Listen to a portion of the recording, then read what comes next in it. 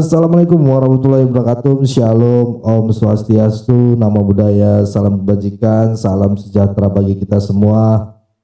Rahayu Rahayu, kembali lagi dengan saya di sini Leonardo Sirait di channel kesayangan kita ini, Sirait Media. Oke, teman-teman, kali ini kita membahas hal yang sangat menarik untuk kita simak bersama-sama. Nah, ini ada pemaparan dari Kepala DEN ya, Dewan Ekonomi Nasional ya, DEN gitu, Dewan Ekonomi Nasional. Pokoknya dalam satu tokoh yang pernah bikin Bung Rocky Gerung terdiam.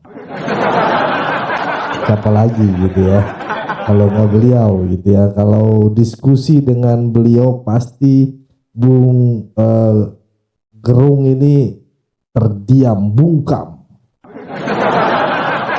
ya. Siapa lagi ya kalau bukan Opung Luhut Binsar Panjaitan. Yoi. Nah, pokoknya dengan gaya elegan beliau, fakta dan tentunya ya dengan data, bukan dengan ngarang. Karena kalau ngarang itu teman-teman gampang gitu ya, hanya cuap-cuap, omon-omon, ya itu gampang gitu. Tapi kalau fakta ya susah gitu teman-teman. Yang suka sekali pengamat politik lakukan ya, yang bikin kacau, yang bikin gaduh di negara ini gitu ya. Nah, pasti teman-teman penasaran, tanpa berlama-lama aja langsung aja kita saksikan dulu video berikut ini.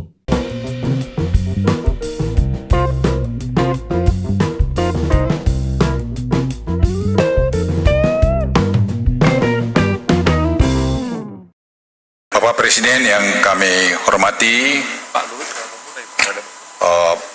hadirin sekalian yang berbahagia, tadi kita sudah dengarkan panjang lebar dari penjelasan Pak Menteri Koordinator dan juga tadi Badan Gizi, dan juga tadi Presiden sebenarnya sudah membuka penjelasan-penjelasan kepada kita semua. Bapak Presiden, kami laporkan sejak Presiden memberikan instruksi kepada Dewan Ekonomi Nasional 1,5 bulan yang lalu, di mana waktu itu Presiden menginstruksikan untuk deregulasi untuk menghadapi kemungkinan waktu itu tarif Amerika Serikat yang akan dikeluarkan oleh Presiden Trump.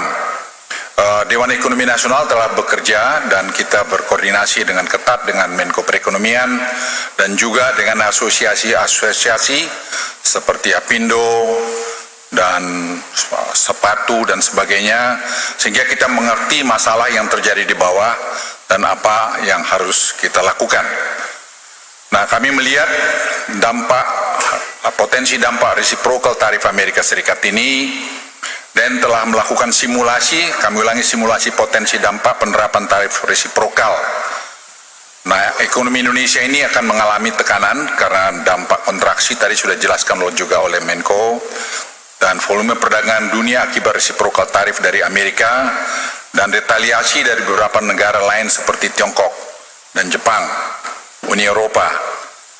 Dampak terhadap PDB Indonesia akibat dari reciprocal tarif Amerika ini juga diperkirakan akan terbatas. Kami melakukan simulasi-simulasi yang sangat intensif selama Lebaran ini, sebelum Lebaran. Nah, kami melihat bahwa porsi ekspor Indonesia terhadap PDB relatif rendah, sekitar 23,8%, dan porsi ekspor ke Amerika juga hanya 10% dari total ekspor Indonesia.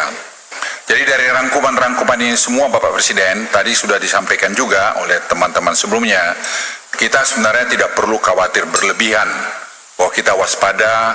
Yes, pengalaman kita juga menangani kasus-kasus besar sudah cukup banyak. Bagaimana negara-negara lain pontang-panting menghadapi COVID, kita mampu mengatasi dengan baik. Ini pun menurut hemat kami, Bapak Presiden, kita akan bisa atasi bersama-sama atas semua kita yang hadir di sini. Kita kompak dan kita satu padu dan kita saling mendukung untuk tadi menyelesaikan masalah ini. Karena kita punya data dan punya potensi yang kuat bahwa kita mampu memitigasi masalah ini. Kemarin kami laporkan pada Bapak Ibu sekalian, dalam rapat pun Presiden telah membuat keputusan-keputusan yang cepat, yang menurut saya kami dari DEN tidak terbayangkan bahwa keputusan itu kemarin diambil menyangkut seperti deregulasi, yaitu menyangkut kuota, menyangkut juga hair tax, semua bisa diputuskan dengan cepat dan segera akan dieksekusi. Karena ini akan nanti mengkompensate atau mengabsorb tadi tarif yang 32% ke Amerika itu. Dengan tadi rupiah yang kita diduga takut lebih dari 17.000, sebenarnya ini juga masih dalam batas-batas yang normal, sehingga itu juga bisa menjadi bagian penyerapan daripada tarif yang dibebankan oleh pemerintah Amerika. Namun jika terjadi perang dagang global dalam skala luas, maka hal ini akan memberikan tekanan yang besar terhadap perekonomian Indonesia maupun dunia. Terutama second round effect dari perlambatan ekonomi Tiongkok, yang kita tahu ekonomi Tiongkok sampai hari ini juga belum membaik seperti yang mereka harapkan. Kemarin kita dapat juga laporan dari Tiongkok bahwa banyak pemain-pemain di Tiongkok itu melihat Indonesia masih menjadi alternatif yang bagus buat mereka untuk melakukan investasi.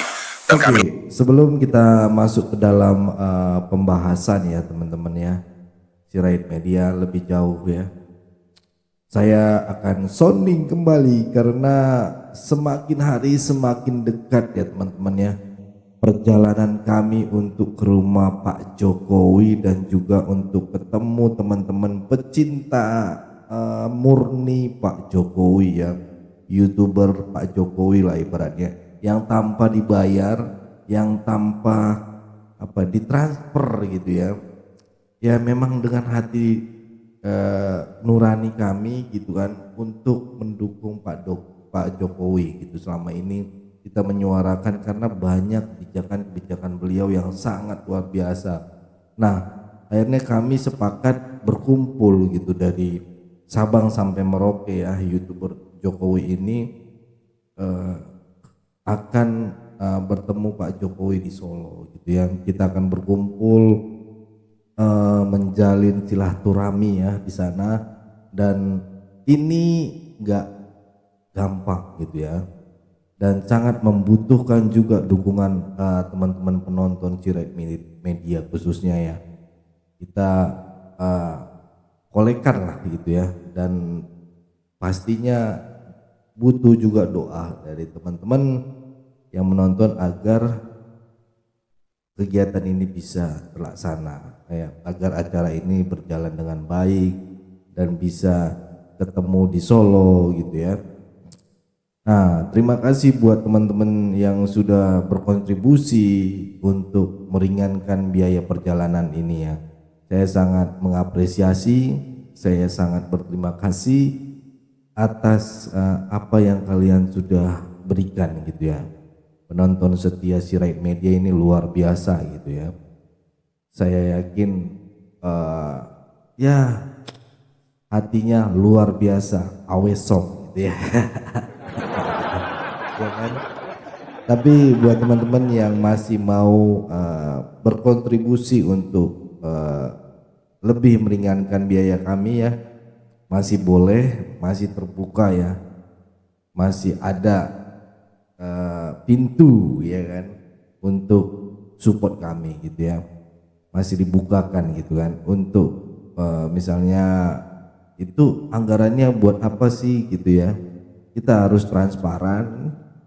Anggarannya itu biasanya misalnya penginapan, untuk transportasi dari Jakarta ke Solo, dari Solo ke Yogyakarta, dari Yogyakarta ke Jakarta lagi, dari Jakarta akan kembali lagi ya ke masing-masing lokasi kita kan, soalnya kita banyak beda-beda ya, beda-beda.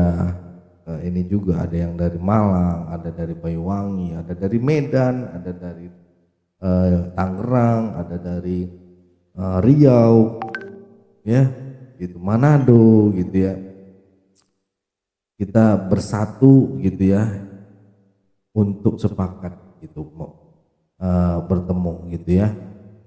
Apalagi ada yang ya tiket pesawat mahal, jadi makanya jika teman-teman yang mau berkontribusi, yang tergerak ya, yang tergerak aja hatinya ya teman-teman, yang tergerak ataupun mempunyai lebih ya, boleh gitu untuk membantu kegiatan kami ini, karena kami ya hanya kalian yang kami anggap bisa membantu gitu, nggak siapa-siapa lagi gitu, karena kita tidak ada sponsor, kita nggak ada ini ya, hanya apa salahnya meminta kepada penonton setia ya, begitu ya teman-teman ya untuk meringankan kita, dan kalian menginginkan bisa berpartisipasi dan berkontribusi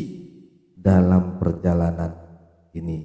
Silakan teman-teman ya, bisa melihat nomor rekening di sini, dan atau kalau nggak mau ribet-ribet, scan QRIS ini ya di mobile banking teman-teman ya, dan kalau bisa WhatsApp saya ya, ini nomor WhatsApp saya langsung gitu ya teman-teman ya, konfirmasi ataupun kirimkan capturean ataupun foto screenshot ya, pengiriman agar saya dan tim pastinya mendoakan kebaikan kalian yang sudah ambil bagian, mau besar mau kecil semuanya sama ya, intinya mau berpartisipasi untuk kegiatan ini. Selain itu kita bisa melakukan silaturahmi dan tanpa perlu banyak basa-basi ya teman-teman ya. Yang pastinya nomor WhatsApp yang dicantumkan ini adalah nomor WhatsApp saya sendiri teman-teman. Jadi nomor ini saya yang pegang gitu ya. Saya yang jawab sendiri, saya yang menerima sendiri gitu ya. Jadi teman-teman Jeret Media yang loyal, yang ingin support kita terus untuk menyuarakan suara rakyat jelantah, monggo bantu kami, bantu saya, bantu channel ini ya teman-teman ya. Jangan hanya sekedar menjadi penonton, tapi menjadi penuntun, asik. Oke, cukup itu dulu pengumuman hari ini. Dan mari kita saksikan dulu video berikut ini. Dan kami laporkan Bapak Presiden, ini saya kira peluang besar yang kita bisa ambil, dan kami kemarin dari anggota Dewan Ekonomi Nasional yang kebetulan disuruh ke sana, diperintahkan ke sana, juga memberikan laporan bahwa itu bisa segera kita eksekusi. Jadi sejak keputusan Bapak mengenai deregulasi telah memberikan dampak yang sangat luas. Meskipun secara agregat dampaknya terbatas, tetapi terdapat sektor-sektor yang mengalami penurunan ekspor dan output cukup besar. Ya, seperti perikanan perlu kita perhatikan karena menyangkut banyak ratusan ribu buruh.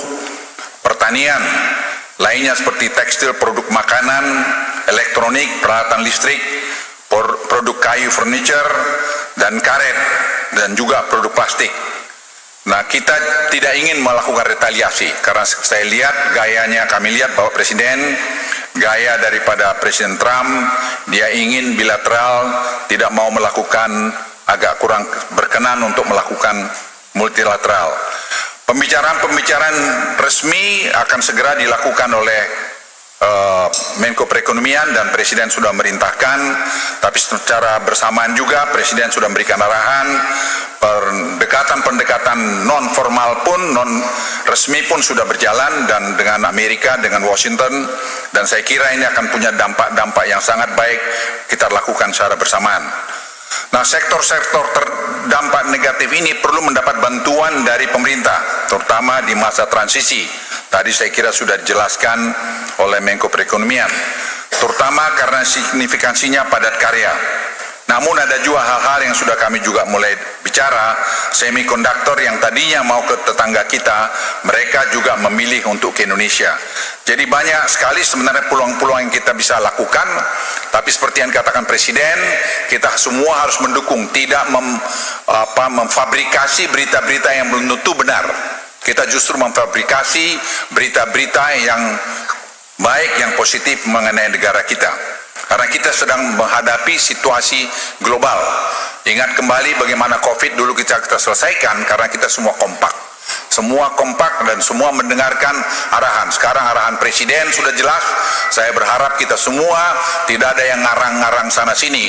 Kita harus patuh, taat dan melakukan itu semua dengan sebaik-baiknya. Karena semua basisnya data. Saya ulangi, basisnya data. Bapak Ibu sekalian, saya juga ingin melaporkan lebih lanjut, memang betul kami sudah juga meramalkan dan saya kira semua kita bisa tahu rupiah dan pasar saham di Indonesia juga mengalami koreksi. Namun seperti yang kami laporkan pada Bapak Presiden kemarin, masih sejalan dengan yang terjadi di negara-negara lain. Karena itu kita tidak perlu ada yang panik, yang berlebihan dan menyikapi hal ini. Ini biasa dalam dinamika kehidupan. Saya melihat Presiden dengan tenang kemarin buat keputusan-keputusan dan saya sampaikan pada beliau, saya sampaikan memang inilah keputusan yang harus dibuat dan kami bangga juga bahwa keputusan dibuat dengan cepat dalam kondisi-kondisi seperti ini. Nasdaq juga turun hampir 2.000 poin dan sejak diumumkannya tarif 2 April. Dan ini saya kira penting dan kita ingat juga ini peluang buat kita semua untuk melakukan refleksi. Ingat pada tahun pemerintahan Pak Harto, Inpres 1985 itu juga perlu diterbitkan waktu itu untuk menghadapi keadaan ekonomi yang perlu diselesaikan. Bapak Ibu sekalian, strategi negosiasi dengan Amerika Serikat dan langkah kebijakan menghadapi dampak tarif resiprokal Amerika ini juga sudah kami siapkan dan sudah kami koordinasikan dengan Kemenko Perekonomian dan juga kementerian-kementerian terkait Indonesia dan juga asosiasi. Indonesia telah menyiapkan proposal untuk negosiasi tarif dengan Amerika. Proposal ini adalah proposal konkret yang dapat diimplementasikan dan menjawab keinginan permasalahan yang disampaikan oleh Amerika, terutama dengan USTR. Kita dengan USTR sudah banyak berbicara dan saya pikir kelihatan sudah mulai bentuknya. Dalam beberapa minggu ke depan, tadi saya sudah singgung, atau mungkin tanggal 17 ini, delegasi yang dipimpin oleh Menko Perekonomian akan bertemu dengan beberapa pejabat dari Amerika Serikat. Delegasi Indonesia terdiri dari Kemlu, Kemendak, dan juga dari Dewan Ekonomi Nasional. Dan tadi yang sudah dijelaskan oleh Menko Perekonomian, ada beberapa kebijakan yang akan diambil oleh pemerintah. Pemerintah akan menyiapkan kebijakan untuk membantu sektor-sektor yang terdampak akibat tarif resiprokal dari Amerika dan perang dagang ini terutama di sektor-sektor padat karya. Tadi kami sudah jelaskan dan itu sudah kita lihat secara rinci karena sudah kita dengarkan juga dari asosiasi-asosiasi kira-kira apa, karena kita perang bersama-sama, kita satu tim. Nah itu kita dengarkan dan kita tangkap bagaimana cara kita melawan keadaan seperti ini. Dan ini saya pikir kita sangat bangga bahwa teman-teman dari asosiasi memberikan masukan-masukan yang sangat konkret. Deregulasi untuk memotong ekonomi biaya tinggi sehingga membuat competitiveness dari produk-produk Indonesia di pasar internasional menjadi sangat baik. Dan ini saya kira sudah diputuskan oleh Presiden dan pemerintah juga menyiapkan kebijakan counter cyclical untuk minimalkan dampak negatif perang dagang terhadap perekonomian domestik. Nah, dengan tadi deregulasi tadi, penyelesaian European Union SEPA yang selama ini belum selesaikan, saya kira akan segera terselesaikan dan akibatnya market pasar kita di Eropa juga menjadi luas sehingga market ke Amerika masih jalan, ke Eropa juga bisa jalan dan juga dari BRICS kita masuk dan kemudian Tiongkok juga masih membutuhkan kita. Saya kira kita bisa mengabsorb dampak tarif 32% yang diterapkan oleh Amerika. Dan juga melihat adanya reciprocal tarif dari Amerika ini sepenuhnya tidak negatif. repositioning perdagangan global yang bisa menjadi peluang Indonesia untuk menarik investasi dari luar negeri, menjadikan Indonesia sebagai basis produksinya. Apalagi secara relatif tarif resiprokal kita relatif rendah dibandingkan banyak negara-negara ASEAN yang lain. Karena itu deregulasi untuk memotong ekonomi biaya tinggi itu menjadi sangat penting. Ini yang kami juga koordinasikan dengan teman-teman menteri KL. Pengalaman kami sebagai Menko Marves tidak gampang, dan kami sarankan pada Presiden kemarin itu kita Bapak Presiden buat top down. Kalau mulai dari bawah itu akan dipimpong kiri kanan. Jadi ini Presiden setuju dan kemarin diputuskan top down, sehingga itu semua kita harus patuh terhadap keputusan itu. Momen ini juga saya ngajak teman-teman semua kita melakukan refleksi untuk menyangkut masalah efisiensi. Inefisiensi yang selama ini begitu banyak di semua lini, ini kesempatan kita untuk melakukan refleksi dan melakukan reform pada ekonomi kita untuk menjadi ekonomi yang efisien, yang bisa bersaing dengan siapapun. Bapak Presiden dan teman-teman sekalian, ini tadi tanggapan dari masukan dari Dewan Ekonomi Nasional, dan Dewan Ekonomi Nasional besok Kamis juga sudah mulai melakukan Zoom ketiga dengan Amerika, dengan Washington terhadap beberapa hal, sehingga nanti paralel resmi dengan Pak Menko Perekonomian jalan, kita juga melakukan tadi Zoom call yang kesekian kali. Dan ingat teman-teman sekalian, kadang-kadang kita tidak tahu bahwa Indonesia ini sakti juga. Kenapa saya katakan begitu?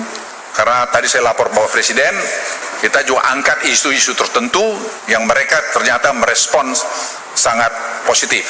Dan mereka mengatakan, kalau Bapak Presiden kalian begini, kami akan begini. Dan saya laporkan Bapak Presiden, dan Presiden sedang menimbang itu semua, dan kalau itu terjadi, beliau sudah memberikan signal-signal yang saya pikir itu akan bisa membawa perubahan. Justru reformasi ekonomi kita akan lebih bagus ke depan, dan positioning Indonesia makin kuat juga ke depan, karena hubungan kita dengan Cina sangat baik, dan hubungan kita juga dengan Amerika kita pelihara. Tadi seperti yang dijelaskan, posisi Indonesia bisa menggantikan banyak posisi-posisi lain. Hubungan kita juga dengan European Union bagus, dan kita kadang-kadang tidak tahu bahwa kita ini, saya bilang, sakti. Mereka mempertanyakan mengenai critical mineral, dan saya sudah jawab kemarin, Presiden sudah berikan green light, kita mau kerjasama dengan critical mineral karena mereka sangat butuh, dan kita sudah punya pengalaman di situ, dan saya kira kita tidak perlu ragu mengenai ini. Saya hanya ingatkan sekali lagi kita semua, kita harus bangga jadi orang Indonesia, dan kita bangga sekarang Republik ini dipimpin dengan tegas, dengan jelas oleh Presiden Republik Indonesia, Presiden Prabowo. Sekian, terima kasih. Wassalamualaikum warahmatullahi wabarakatuh. Nah, pokoknya tak pernah salah ya. Pak Prabowo mengangkat Opung Luhut Binsar Panjaitan sebagai Kepala Ketua Den Ekonomi Nasional. Ya, kita harus apresiasi dulu ya kan. Pokoknya memang orang-orang yang memang jam terbang yang seperti ini yang harus ya dipertahankan. Iya. Jangan dihiraukan kalau memang banyak orang yang iri, orang yang tak suka gitu ya. Biasalah gitu, tapi nggak bisa kerja itu orang-orang itu. Jadi ya cuekin aja teman-teman ya. Nah, bagaimana menurut kalian teman-teman? Boleh berikan pendapat kalian di kolom komentar. Pesan saya pokoknya tetap jaga persatuan Indonesia, jangan mau dipecah belah, jangan mau diadu domba, karena NKRI harga mati. Saya Leonardo Sirait, mohon undur diri. Bye bye.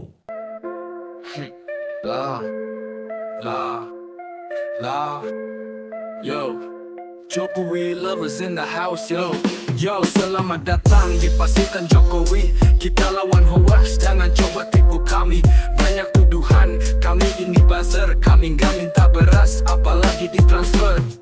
Ini adalah pasukan garis keras, pendukung setia gak berharap beras.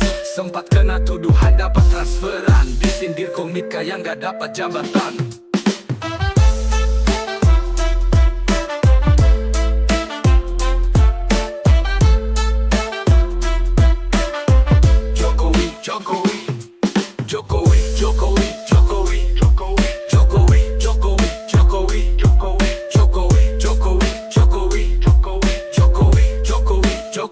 Jokowi, opung parbela katanya kawennya guru gembul. Tetap solid walau dihujat gak bakal tumpul. Banyuwangi official kirim baju biar dimaafin. Tetap loyal meski sindiran datang makin-makin. Adri Fanani paling tua tapi cerdas. Pengalaman luas bukan omong doang keras. Egar Mahmud teriak setiap hari. Ketawa melulu bikin vibes tetap happy. Pasukan garis keras tetap solid. Gak butuh transfer kita gak licik. Lawan hoax kita tetap asik. Pendukung setia selalu epic. Rinaldi SB diem aja males respon tapi tetap stay cool. Langsung jawab kalau di telepon. Di CTV 84 paling sigap. Re-upload parbelak geraknya cepat tanggap. Farm project kalem tapi banyak gimmick. Kelihatan slow tapi kontennya selalu unik. Siret media, Batak tapi periang. Loyalitas tinggi tetap jalan gak bakal hilang.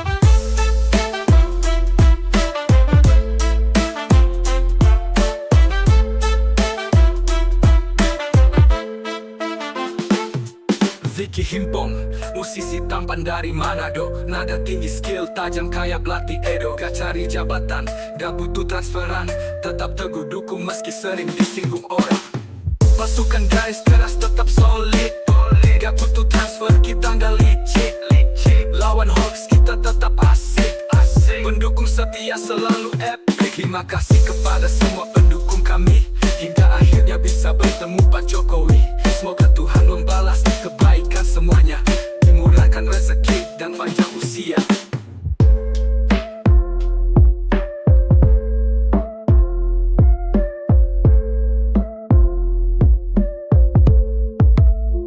Terima kasih kepada semua pendukung kami. Hingga akhirnya bisa bertemu Pak Jokowi. Semoga Tuhan membalas kebaikan semuanya. Dimurahkan rezeki dan panjang usia.